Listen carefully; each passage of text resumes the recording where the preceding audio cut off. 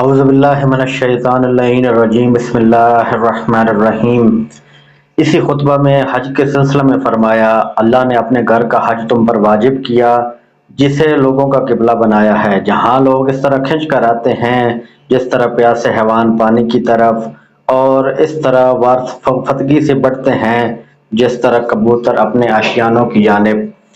اللہ جل شانہ نے اس کو اپنی عظمت کے سامنے ان کی فروتنی و عاجزی اور اپنی عزت کے اعتراف کا نشان بنایا ہے۔ اس نے اپنی مخلوق میں سے سننے والے لوگ چن لیے جنہوں نے اس کی آواز پر لبیک کہی اور اس کے کلام کی تصدیق کی۔ وہ انبیاء علیہ السلام کی جگہوں پر ٹھہرے، عرش پر طواف کرنے والے فرشتوں سے شباہت اختیار کی۔ وہ اپنی عبادت کی تجارت گاہ میں منفعتوں کو سمیٹتے ہیں اور اس کی وعدہ گاہ مغفرت کی طرف بڑھتے ہیں۔